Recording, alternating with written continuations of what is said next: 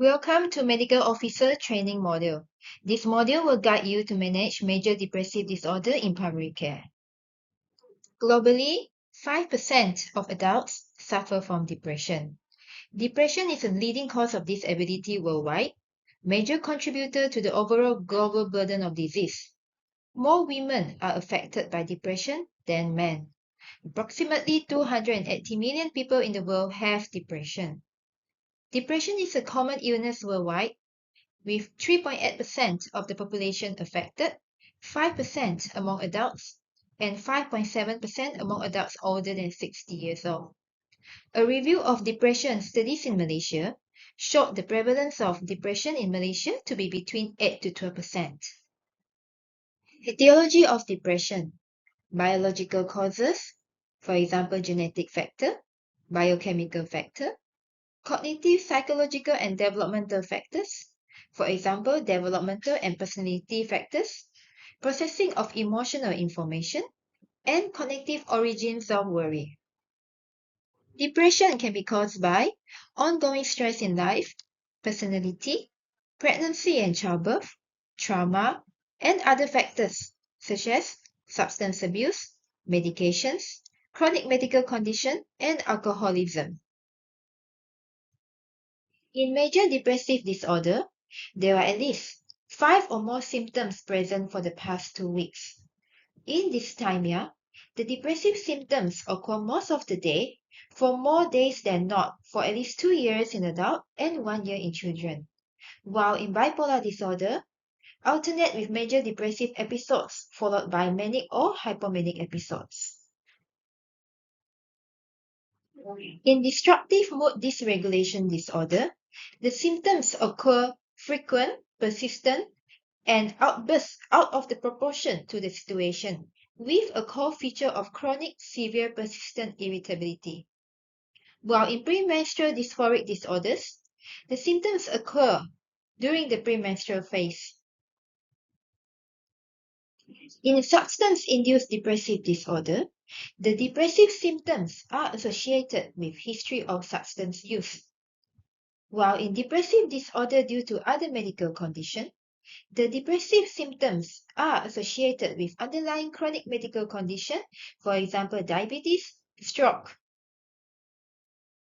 Major depressive disorder is diagnosed using DSM-5 criteria, with a minimum 5 symptoms, which are sleep disturbance, loss of interest, feeling guilt or increased worry, reduce in energy, reduce in concentration, changes in appetite, psychomotor disturbances, suicidal ideation, and low mood.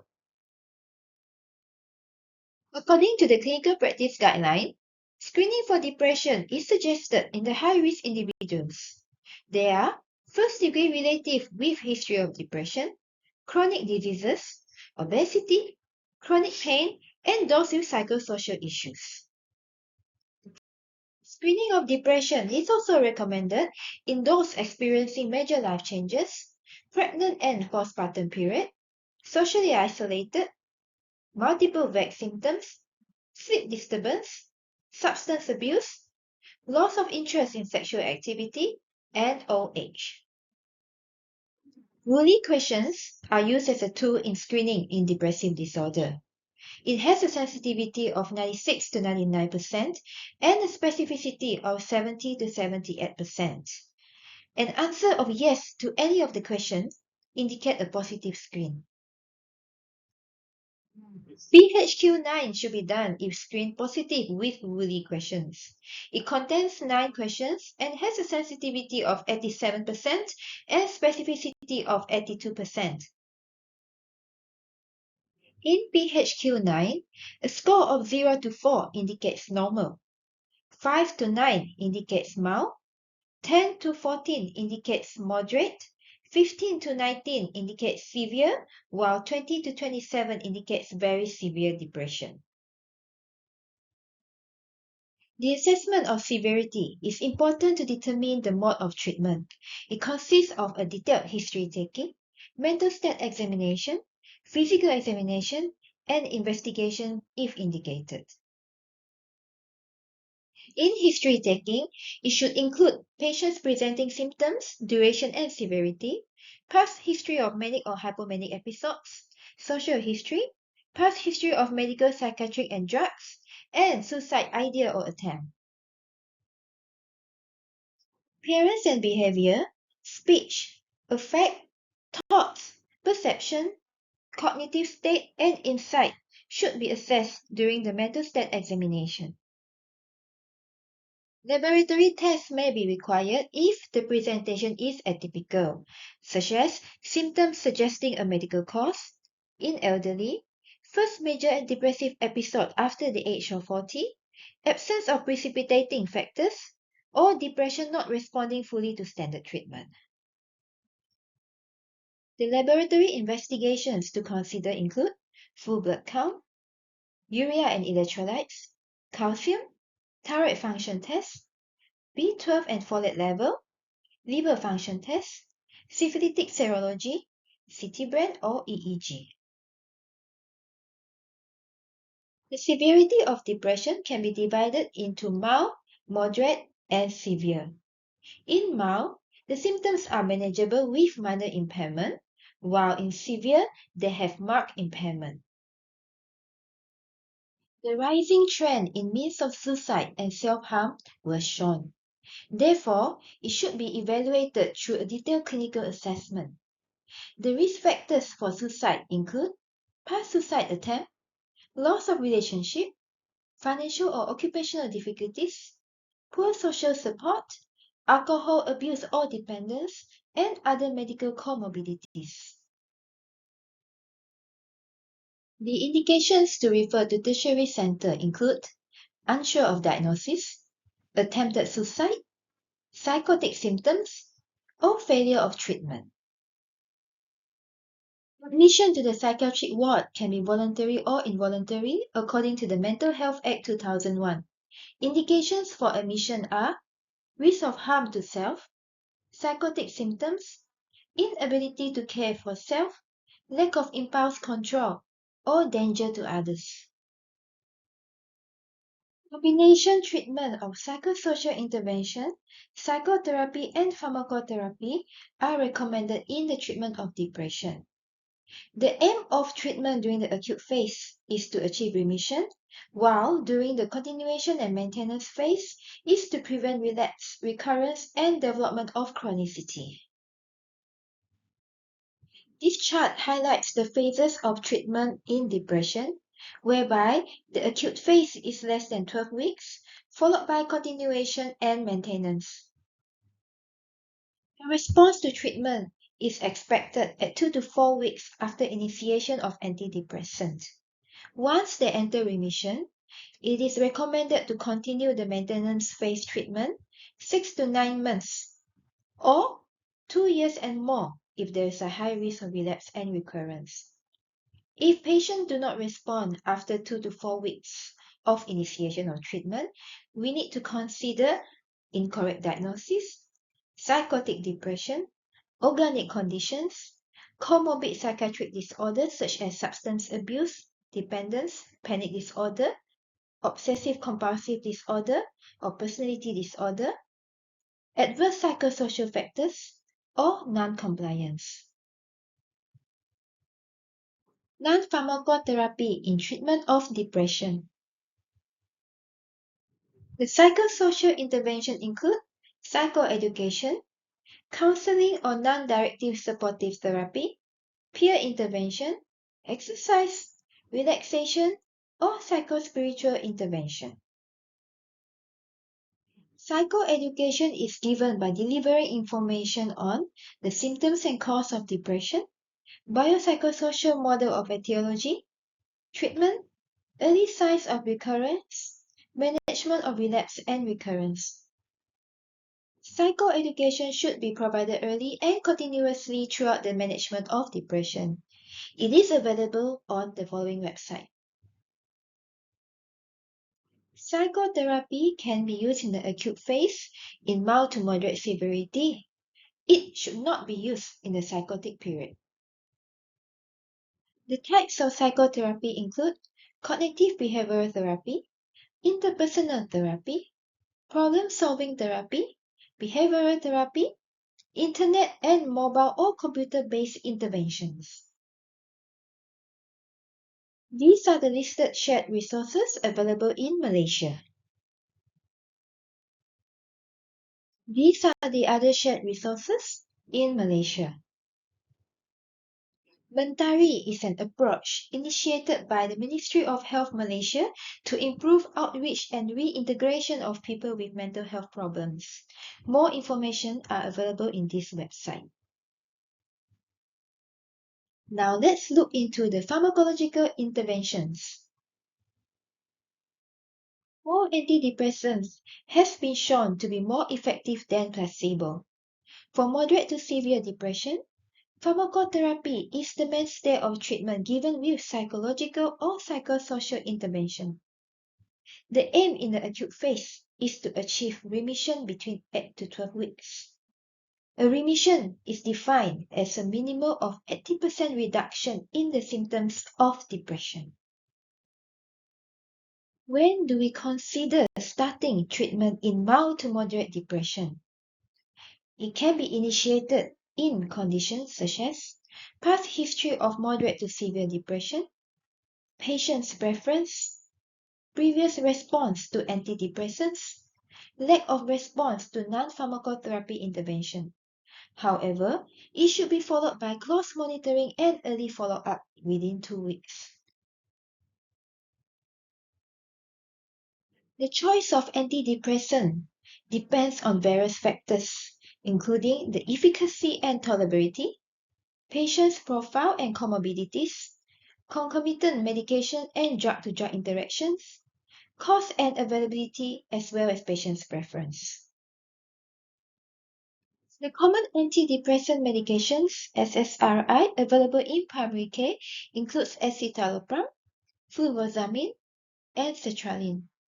The starting dose of escitalopram is 10 mg per day, fluvoxamine 50 mg per day, sertraline 50 mg per day.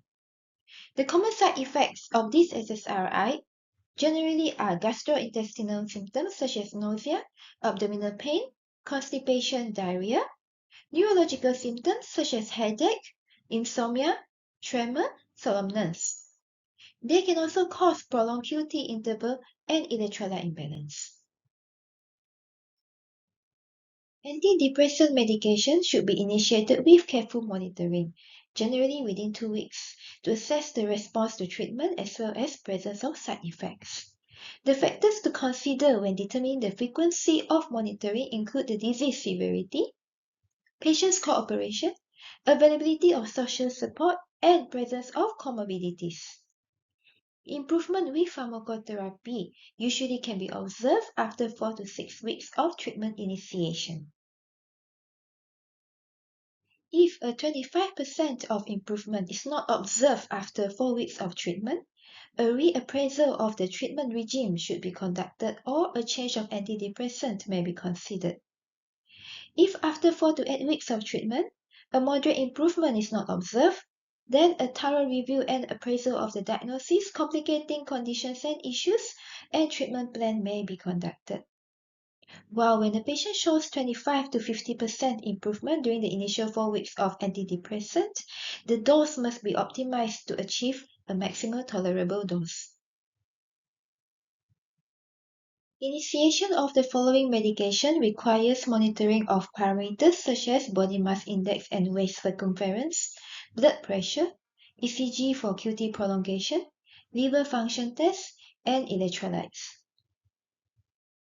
A full blood count if clinically indicated, and bone mineral density as clinically indicated in high-risk groups for osteoporosis. Benzodiazepines and non-benzodiazepines may be used as an adjunct in the treatment of depression. However, it is recommended to avoid prescribing for more than 2 to 4 weeks of duration to avoid dependency. The examples of benzodiazepines available in primary care include lorazepam, clonazepam, and alprazolam. The common discontinuation symptoms in SSRI are flu-like symptoms, insomnia, nausea, imbalance, sensory disturbance, and hyperarousal. Screening should be done during the antenatal period as early as practical in pregnancy, at least once in the third trimester, and any time in pregnancy if indicated. During the postnatal period, it should be done 6 to 12 weeks after birth, at least once in the first postnatal year, at any time in the first postnatal year if indicated. It should be done with the PHQ-2 or Wiley questions initially. If there is a positive response to the brief screening tool, then proceed with Edinburgh postnatal depression. In mild to moderate depression, psychotherapy and cognitive behavioral therapy is indicated as initial treatment. However, for severe perinatal depression, pharmacotherapy should be considered and SSRI are the preferred choice. Once medication have become effective, psychotherapy may be offered as an adjunct. Depression in elderly can present as a new onset of depression, recurrent depression that started in the early life, mood disorder related to medical problems. The following symptoms may suggest depression in elderly: psychomotor retardation, poor concentration, constipation, poor perceived health, prominent anxiety symptoms, cognitive deficit, prominent somatic symptoms. Screening and diagnosis are similar as adults. Antidepressants should be considered with caution on tolerability issues, and psychotherapy should be offered. A 24-year-old college student came to the health clinic accompanied by a friend. She complains of several symptoms and experienced them over the past 4 weeks. She reports difficulty falling asleep, feeling tired after waking up in the morning, headache, and difficulty staying focused during classes. These symptoms have led to deterioration in her studies and prompt her to seek advice from the doctor. What tools are used to screen for depression? How will you proceed from here to further assess for depression? How would you arrive at the diagnosis and severity? What are the types of psychotherapy that can be offered in mild to moderate depression? What are the options of pharmacotherapy? Wiley questions are used in screening of depression. If positive, to proceed with PHQ-9. The assessment of depression consists of a detailed history taking, mental state examination including evaluation of symptom severity, presence of psychotic symptoms, and risk of harm to self and others, physical examination to rule out organic causes, investigations where indicated. Diagnosis of depression can be made using the DSM-5 criteria, with a minimum of 5 symptoms is required to diagnose a major depressive disorder. Psychosocial intervention include psychoeducation, counseling or non-directive supportive therapy, peer intervention, exercise, relaxation, and psychospiritual intervention.